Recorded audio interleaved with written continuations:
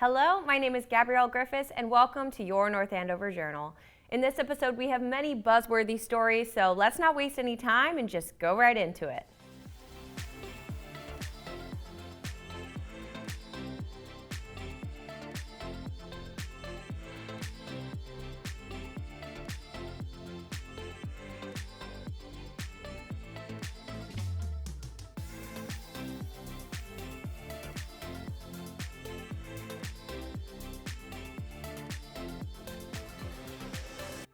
This year, the Essex County Beekeepers Association celebrated 100 years at the Topsfield Fair. The Beekeepers Association has always had one important mission: give bees the chance that they deserve. Tonight is a very special night for our organization as we are celebrating our 100th anniversary for our club. The Beekeepers Association, our real mission is to educate the public on beekeeping and letting them know how important our pollinators are. We basically have our meetings monthly and we talk about bees, we have presentations, we go to schools to present all about bees, just so that people have the knowledge on how important our pollinators are. So becoming a member, you can join our association. You don't even have to be a beekeeper. If you love pollinators, you can come and join. You can join our club very easily by going online, and it's just a small fee to become part of our club. We do lots of meetings in our bee building right here on the Topsfield Fairgrounds, but we also go to club members' houses and have our meetings there. We really encourage the public to become knowledgeable on how important the honeybee really is. So tonight is actually really special for us. We were very surprised by the amount of people who are attending.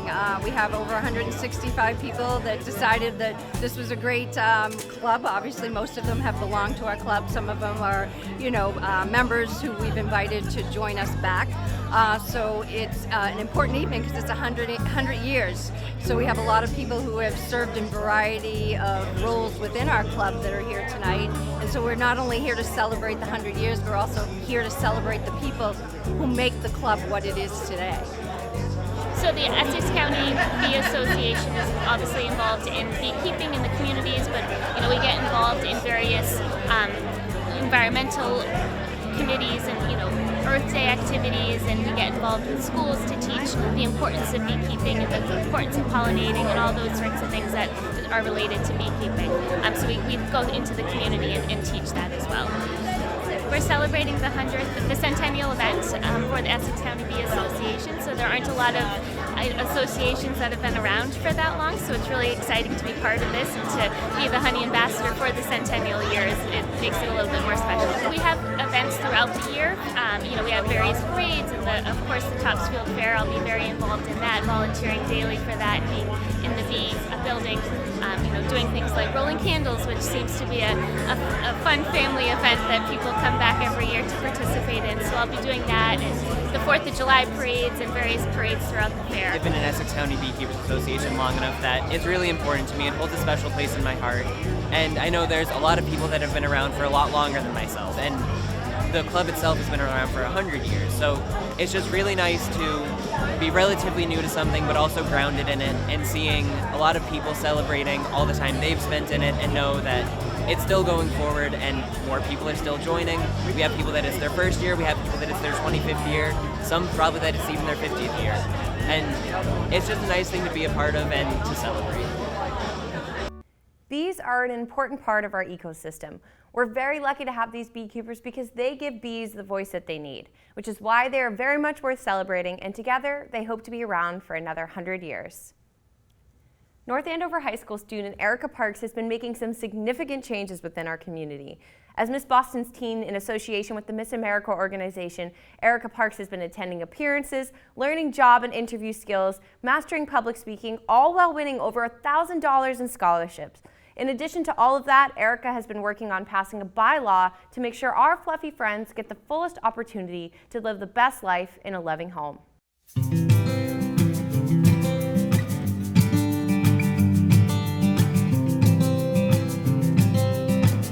Hi, my name's Erica Parks. I'm a junior at North Andover High School. I've lived here for 12 years now, and I love it so much here. I've been able to get involved in community programs. I'm working with student ambassadors. I went to a dance studio in North Andover from the time I was 2 years old, and this is really home to me, so I'm really excited that I've been able to make all these connections to spread my story. For those who don't know, I am Miss Boston's Teen, which is a local preliminary title in the Miss America organization. Miss America is incredible. It's one of the top scholarship givers in the United States, and it really focuses on female empowerment and making women feel confident and beautiful in themselves and giving them job skills that will help them later on in the real world. I competed back in February, and with my title, I've been able to spread my community service initiative, which works with helping animals, which is why I'm at this incredible event today. It's called Pause for a Cause, and it works with helping animals in my community.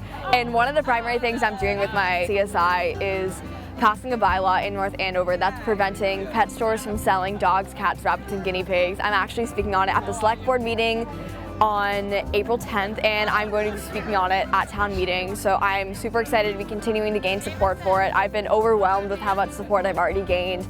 So I'm really excited to be taking something that I'm super passionate about and bringing it to the next level. The Miss America organization has been absolutely incredible for me. I've been able to make so many new friends. The sisterhood is real. These girls are always so close. I've learned incredible job skills, interview skills that I wouldn't have learned otherwise. It's given me a place to showcase my talent that I don't always get to do when I'm performing. And it's really been incredible giving me the platform that I've always wanted to make change. And I've gained so much confidence through doing that, and I'm incredibly grateful. I know for a fact I wouldn't be the person who I am today without MAO. In addition to that, I've been so lucky to earn over $1,000 already in educational scholarships that I've been able to use. Right now, I am currently Miss Boston's Teen. You can follow me on Instagram at Miss Boston's Teen. However, I'm also competing for the job of Miss Massachusetts Teen on May 7th in Fall River, Mass. So throughout the next couple weeks, I'm going to be really buckling down on preparation for that. So I'm super excited to definitely stay tuned for those updates. It feels absolutely incredible being a teenager doing all these things. I never expected 3 years ago when I started high school that I would be where I am today, so I'm incredibly grateful for all of that, and I'm super excited to be continuing to do that. I know that I may be the first person from North Andover to be doing all this as a teenager, however, I know that I won't be the last, and that's really exciting for me. Congratulations, Erica. We are sending you all of the good luck for the Miss Massachusetts Teen Competition on May 7th. The North Andover Planning Board has been holding a series of meetings to discuss their ongoing downtown zoning study with local residents. The most recent of these meetings took place on Wednesday, April 12th at the Senior Center, where people were able to view the latest ideas for the rezoning of the downtown area. Officials from the Planning Board and Department of Community and Economic Development were on hand for the event, as was North Andover CAM. Since last year, the town of North Andover has been looking into the creation of a new base zoning district for the downtown area. Over that time, the town's planning department, as well as the Department for Community and Economic Development, has been holding a series of public meetings as an outreach effort in order to get reaction and input from local residents.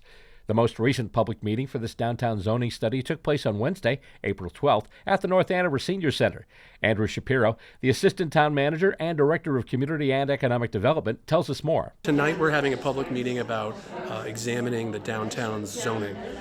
It was looked at in our master plan that was developed back in 2018, and from there we went on and developed a downtown improvements master plan, and in both of those plans it kind of called for re-examining zoning in the downtown. So last year we started this process. We've had a couple public meetings. There is information up on the town's website about some of the information that's come out thus far, but tonight we had our consultant Emily Innes of Innes Associates go through a slide deck about where we've landed so far on looking at rezoning the downtown. The first part was a presentation on the latest updated components of the proposed rezoning plan given by consultant Emily Innes of Innes Associates. This was followed by a quick question and answer session. September recommendation. So what we'd done initially was I'd done a deep dive into the zoning itself, the existing zoning.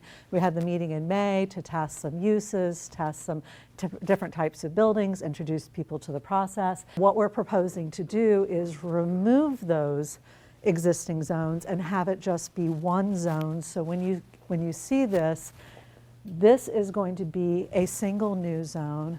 This is going to be a single new zone. This will be a single new zone, and that will be a single new zone. The second part was a setup of graphic displays throughout the main senior center activity room, in which residents could look over maps and plan information in detail and discuss these things amongst themselves. And what are the goals of this proposed rezoning? A lot of it relates to adding a little more area of the downtown zone, looking at sort of reorganizing the uses, adding a few more uses, taking some of the antiquated uses away, and changing a few of the dimensional standards related to like parking, for instance, and uses. So we're getting comments from the public.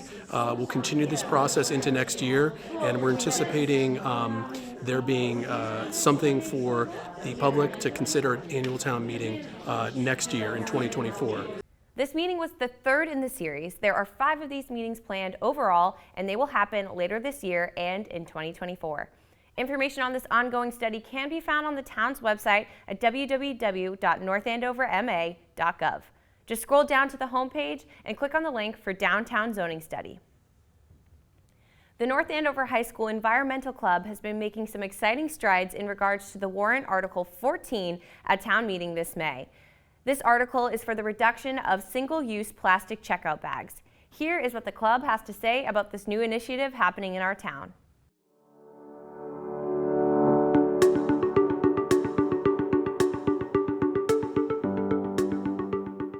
This amazing plastic bag ban is extremely crucial to the town of North Andover and our community. So, you're probably wondering what this ban is about. It requires checkout bags to either be reusable or paper. No more plastic. Now you may be wondering what businesses this actually affects, and it's only stores that sell food and animal food products. For example, Petco, restaurants, grocery stores, and even places like TJ Maxx. Some benefits to this plastic bag ban include less harm to animals, plants, and people.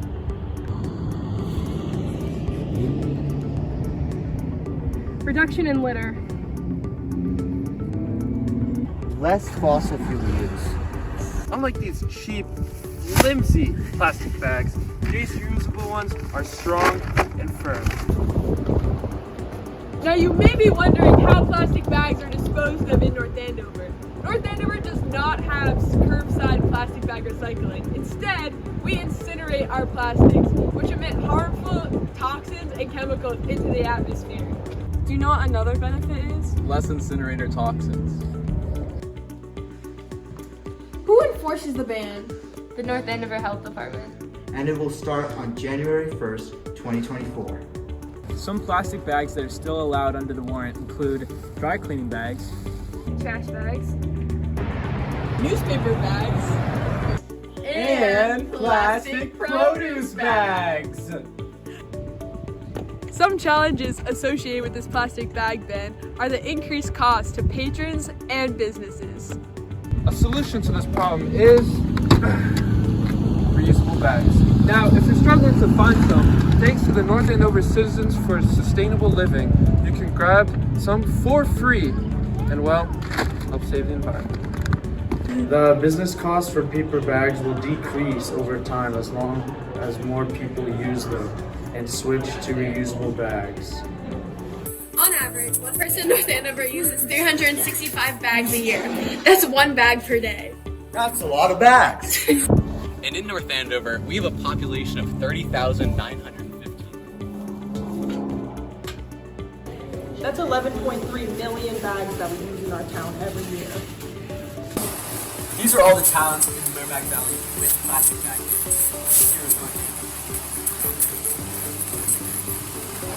So come and vote for the plastic bag warrant on May 16th at the North Andover High School at the Town Hall meeting.